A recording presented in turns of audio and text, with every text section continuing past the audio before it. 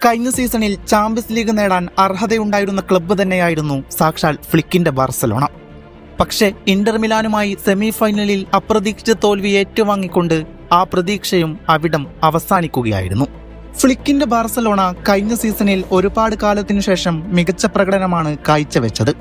ഫ്ലിക്കിന്റെ ആദ്യ സീസണിൽ തന്നെ ഡൊമസ്റ്റിക് ട്രബിൾ നേടിയാണ് ബാർസലോണ വരവറിയിച്ചത്. എന്നാൽ ആ 3 നേട്ടത്തിലും സാക്ഷാൽ റയൽ മാഡ്രിഡിനെ പിന്നിലാക്കിക്കൊണ്ടാണ് ബാർസലോണ നേട്ടങ്ങൾ കൈവരിച്ചത്. UCL-ലും മികച്ച പ്രകടനം തന്നെയായിരുന്നു ബാർസ കാഴ്ചവെച്ചത്. പക്ഷേ ഭാഗ്യമില്ലാത്തതുകൊണ്ട് മാത്രമാണ് ഇന്റർ മിലാനിനോട് തോറ്റ് പുറത്താകുന്നത്. ഈ സീസണിൽ ബാർസലോണ ചാമ്പ്യൻസ് ലീഗിലേക്ക് കടക്കുകയാണ്. വലിയ മാറ്റങ്ങളൊന്നുമില്ല. ഗോൾ കീപ്പിംഗിൽ ജോൺ ഗാർഷെ എന്ന എസ്പാനിയോളിന്റെ ഗോൾ കീപ്പറെ ബാർസലോണ സൈൻ ചെയ്യുന്നു. അതുപോലെ തന്നെ യുണൈറ്റഡിൽ നിന്ന് മാർക്കസ് റാഷ്ഫോർഡും.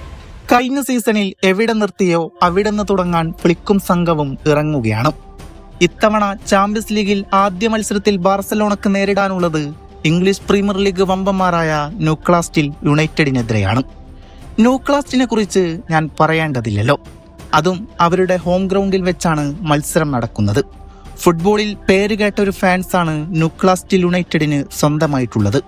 അവരുടെ ഹോം ഗ്രൗണ്ടിൽ കളിക്കുക എന്നത് ഭയാനകരം തന്നെയാണ്.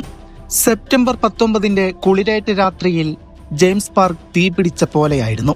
കറുപ്പും വെള്ളയുമുള്ള സ്കാർഫുകൾ കാറ്റിൽ പറന്നു. ഇടയ്ക്കിടയിൽ നീലയും ചുവപ്പും കലർന്ന ബാർസലോണ ആരാധകരും. ഇത് ഒരു സാധാരണ മത്സരമല്ല. ന്യൂക്കാസിലിന് ചരിത്രം തിരിച്ചെഴുതാനുള്ള രാത്രിയാണ്. ബാർസലോണക്കാകട്ടെ യൂറോപ്പിൽ വീണ്ടും ഒരു ശക്തമായ തിരിച്ചുവരവിനുള്ള രാത്രിയാണ്. ബാർസയുടെ സ്ക്വാഡിൽ ലാമിൻ യമാൽ, ബാൽഡെ പോലത്തെ പ്രധാന താരങ്ങൾ വിശ്രമത്തിലാണ്. അതിനാൽ തന്നെ അവരില്ലാതെ ന്യൂക്കാസിലിന്റെ മണ്ണിൽ അവർ കളിക്കാൻ ഇറങ്ങുകയാണ്. മത്സരം തുടങ്ങുന്ന നിമിഷം മുതൽ ന്യൂക്കാസിൽ ശരിക്കും തീ പിടിപ്പിക്കുകയായിരുന്നു. ഉയർന്ന പ്രസിംഗ്, വേഗത, കരുത്ത് എല്ലാം കൊണ്ടും ബാർസലോണയെ വിറപ്പിക്കുന്ന കാഴ്ചയായിരുന്നു. ഹാർവി ബേൺസും ആന്റണി ഗോൾഡനും പലപ്പോഴും ബാർസലോണയെ കുടുക്കുകയായിരുന്നു. ഏറെക്കുറെ ഒരുപാട് അവസരങ്ങൾ കിട്ടി. ശരിക്കും ബാർസലോണ രക്ഷപ്പെടുകയായിരുന്നു. ബാർസലോണ ആദ്യ 20 മിനിറ്റ് അല്പം സമ്മർദ്ദത്തിലായെങ്കിലും പതിയെ മത്സരത്തിലേക്ക് ബാർസലോണ തിരിച്ചു വന്നു. അതിനിടെ പലതവണ ഗോൾ കീപ്പർ ജോൺ ഗാർസിയുടെ സൂപ്പർ സേവുകൾ ബാർസയെ രക്ഷിച്ചു. അങ്ങനെ മത്സരത്തിന്റെ ആദ്യ പകുതി ടൈറ്റ് ഗെയിമായിരുന്നു. മാൻ മാർക്കിങ്ങും ഡിഫെൻഡിങ്ങും എല്ലാം കൊണ്ടും മാച്ച് ടൈറ്റ് ആയിരുന്നു. ഇരു ടീമുകളും ഒരുപാട് മികച്ച ആക്രമണങ്ങൾ നടത്തിയെങ്കിലും രണ്ട് ടീമിന്റെയും ഡിഫൻസും ഗോൾ കീപ്പറുമെല്ലാം അതിനെ തടയിടുന്ന കാഴ്ചയായിരുന്നു. എല്ലാം കൊണ്ടും ആരാധകരെ തീ പിടിപ്പിക്കുന്ന ഒരു ത്രില്ലർ പോരാട്ടം. അങ്ങനെ ആദ്യ പകുതി അവസാനിക്കുന്നു. എന്നാൽ രണ്ടാം പകുതി തുടങ്ങി 55-ാം മിനിറ്റിൽ കഥ മാറി. ജൂൾസ് കൗണ്ടയുടെ ക്രോസിൽ നിന്ന് മാർക്കസ് റാഷ്ഫോർഡിന്റെ ഹെഡർ. പന്ത് നെറ്റിൽ പതിക്കുന്നു. 1-0. സ്റ്റേഡിയം ഒരു നിമിഷം നിശ്ചലമായി. സീസണിൽ ബാർസലോണക്ക് വേണ്ടി റാഷ്ഫോർഡ് നേടുന്ന ആദ്യ ഗോളായിരുന്നു ഇത്. അതിനാൽ തന്നെ ആ ഒരു ഗോളിന് മുഞ്ച് കൂടുമെന്ന് ഉറപ്പായിരുന്നു. എന്നാൽ 19 മിനിറ്റുകൾക്ക് ശേഷം വീണ്ടും റാഷ്ഫോർഡ് അവതരിക്കുകയാണ്.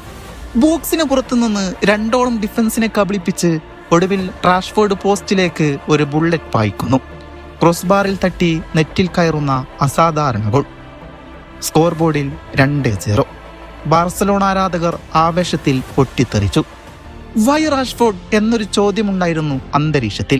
ആർത്തട്ടഹസിച്ച ന്യൂക്കാസിൽ ഫാൻസിനെ സാക്ഷിയാക്കി അവൻ അതിന് ഉത്തരം നൽകിയിരിക്കുന്നു. 1 2 തവണ. 2 goals of the highest quality. ഇത് റാഷ്ഫോർഡിന്റെ രാത്രിയാണ്.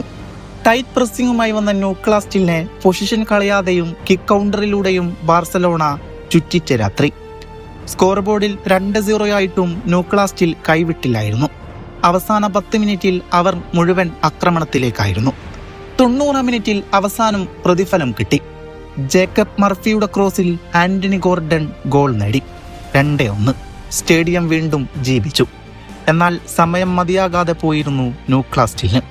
ഫൈനൽ വിസിൽ മുടങ്ങുമ്പോൾ ബാർസലോണ വിജയിച്ചിരുന്നു 2-1.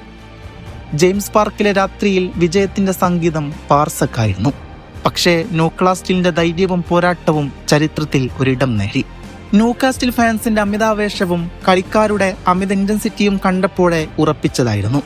ആദ്യത്തെ 25 മിനിറ്റ് സർവൈവ് ചെയ്താൽ ബാർസലോണ മിനിമം 2 ഗോളുകൾ അടിക്കുമെന്ന്. ഫ്ലിക്കിന്റെ ട്രെയിനിങ് ടീം 65% ഫുൾ ഓട്ടം വെച്ചുള്ള ഡ്രിൽ നടത്തുന്ന ടീമാണ് ബാർസലോണ.